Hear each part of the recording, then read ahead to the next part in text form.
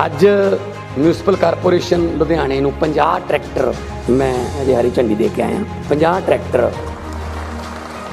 जिहड़े 2 करोड़ 23 लाख के लगभग उन्हां दी कीमत होगी। नवे ट्रैक्टर ने और 35 हॉर्स पावर दे ने। कूड़ा चकना है, पार्कां दे विच कोई नवे बूटे लाउणे ने, बूटिਆਂ नूं पानी देना है, कोई होर मुहल्ले च कोई बागवानी नाल संबंधित कोई किते दरख्त लाउणे ने, ਉਹਦੇ ਵਾਸਤੇ ट्रैक्टर ਜਿਹੜੇ ਨੇ ਉਹ ਕੰਮ ਆਉਣਗੇ। ਨਵੇਂ ट्रैक्टर ਨੇ और सब तो वधिया गल तो यह है कि ट्रैक्टर ने सरकारां ना कह कुछ होर दिंदियां कुछ होर ने।